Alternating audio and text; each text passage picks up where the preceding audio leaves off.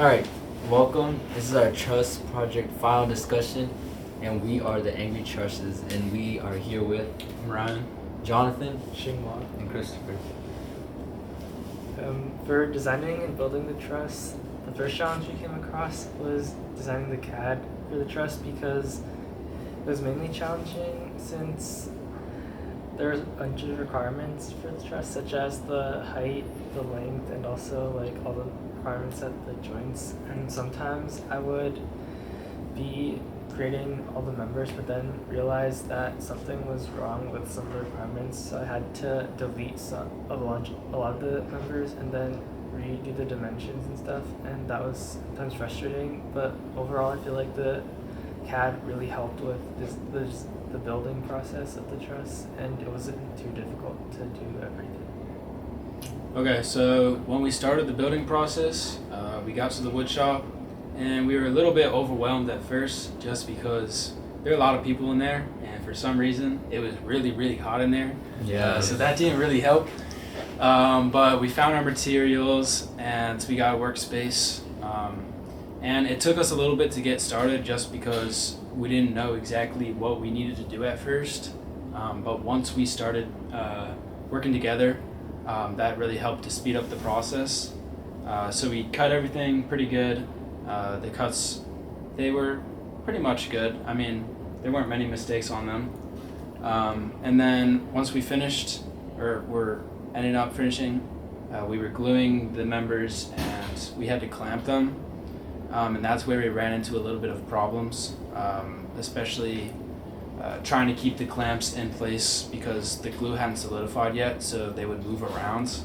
And that was one of the main errors we ran into, just because when we came to pick it up later, we had noticed that the clamps had pushed the members a little bit in, so the base wasn't exactly level how we wanted it to be. Yeah, and I feel like the glue really like moved everything together. It would like sometimes like each like beam would like touch each other, and like it was just a mess. Like working with glue and trying to clamping everything together feels like it was a lot.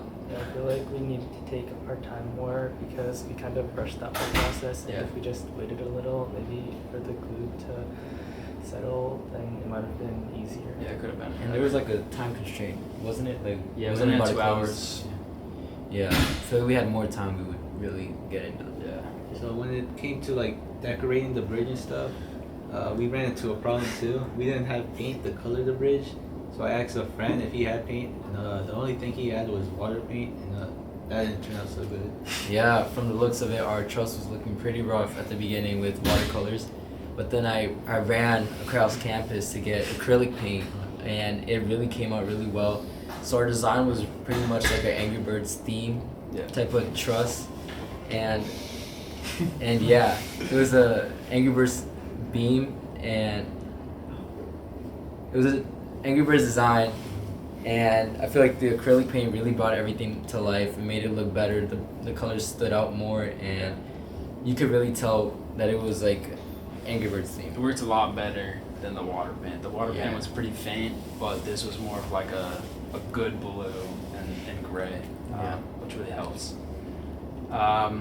Also, one thing to add that we could do in the future to better the process, like before going to the wood shop, we hadn't had any experience building a truss before, so one thing we could have done was watch videos or research on how to build like a truss properly, and that would have helped us out a lot. So that's one thing we can do in the future to better the process.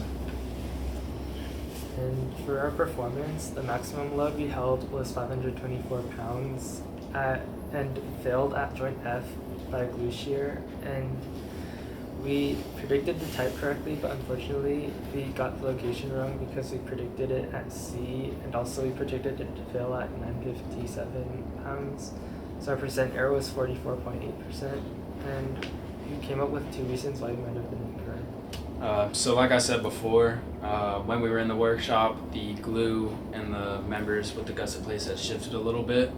So that's one reason why there could have been an error in our testing, just because that made the base of the truss not exactly level. It was a bit warped. And even when testing, we had to put little paper slips on the edges, like of the bases, to make it level. And also, the glue may have, or the area of the glue may have lessened than what we had wanted it to be because of that shift. So the members and the gusset plate weren't exactly fully covered in glue where we had expected them to be, especially in our calculations. So that's another reason why it may have deferred. Yeah, and I feel like if we really like took our time with like gluing each joint and like clamping it really well and like keeping it all straight, I feel like we would have actually reached our predicted load. Yeah. And I feel like also our predicted like where it would shear, we'd also get it right. But it was just the glue, like it was all over the place. It would shift a lot, it would move, and I feel like that's where we really messed up. And I feel like if we really fixed that and we got it correct, we would have reached our. We needed to take our time more because we rushed the process of gluing, and I feel like when I did the calculations, the force required for it to shear at F and C were really close. So if we didn't like put enough glue at joint F on one of the members, then it probably was the reason why it failed at F instead of C. Yeah. Yeah, but 44.8% is not bad. Yeah, like as we're gonna get into now, it was actually a lot better comparatively against like other groups. There were groups that were projecting like 3,000 and 4,000 maximum loads, crazy numbers, which weren't even physically possible in the testing because the machine we used had a maximum load of 3,000 pounds applied. So I think that our projection of 957 pounds was a lot more realistic and reasonable than other groups. So I think that although we didn't have the highest maximum load, I think we still did pretty well when compared to other groups. Yeah, and Team 10, surprisingly, they did pretty good. Like, they got over 1,000, that was the highest out of everybody. And sadly, Team 11 fell a little short at the end at 283 pounds.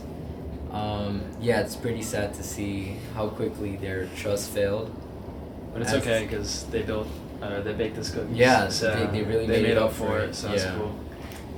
Yeah, I found it pretty interesting how for the other section, Team 11 was also the one that had the least load, and I feel like that makes sense though because their members were really thin, so there wasn't a lot of glue for the members and the gusset plates, which probably made it shear at a lower weight. Yeah. But what I found interesting was from the other section, Team 1, which was supposedly the tallest bridge, came out to be the one with the most load. Yeah. Yeah, and that was like as predicted, right? Yeah. Like, the tallest should be holding more weight. Yeah. Another interesting thing that we found was when you compare the highest strength to weight ratio with the most applicable load, they're the same team. Like Team 10 had the highest strength to weight ratio and load, and then Team 11 had the lowest strength to weight ratio and the least load. So that was interesting. Also, when you look at Team 14, which was us, the other section didn't have a Team 14, but Team 13 had a very similar design to ours, and our max loads were very comparable. We had 524 while they had 552, so that was something that was pretty interesting. Yeah, that makes sense. I feel like because they had a slightly taller truss, but they also had a weaker wood, so like they kind of cancel each other out, so it makes sense that it would hold up the same way. Yeah. So, as you can see, oak is definitely better than pine.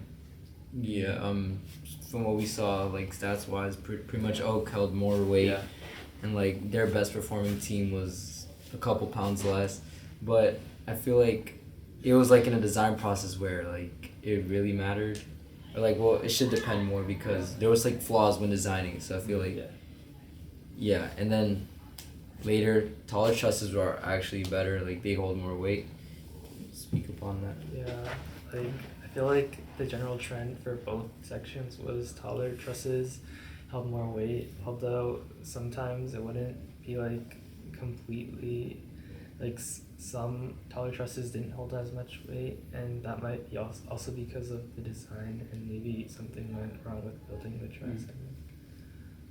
Yeah, and the more glue, the better. I feel like some teams actually kind of fell short when adding glue to their truss because of like movement or like something was wrong. I don't know, but I feel like the more glue, it would have really held the truss together, and more weight would have been held. Yeah, exactly.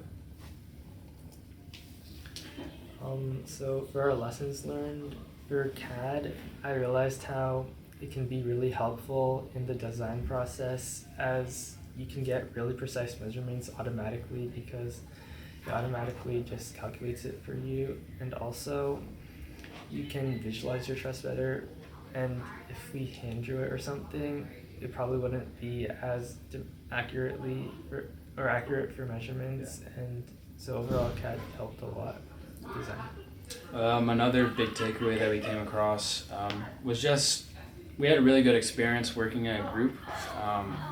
I feel like if I were to try and do this project on my own, I would not have done it nearly as successful as if I weren't working with these people.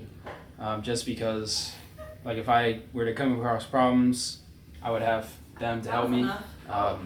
We split up the work evenly. Some people were doing calculations, some people were doing the art aspects. And in the workshop, we also worked really well. We had people cutting wood while others were mapping out the measurements and where these pieces would go. So working in a group was just a really good experience for all of us. Yeah, I feel like we really had a good dynamic when it came to building the truss.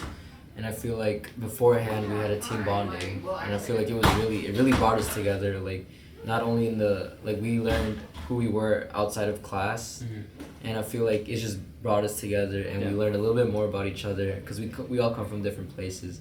So it was really interesting, and it was really good that we did that. Yeah. It was definitely worth it too. Yeah.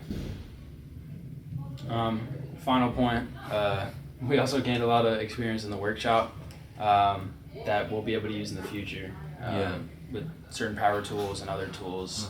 So that was just a really good experience overall. Yeah, like we said, we walked in with no experience in like the wood shop, and we walked out like learning more than what we knew at the beginning. Yeah. That's it, yeah.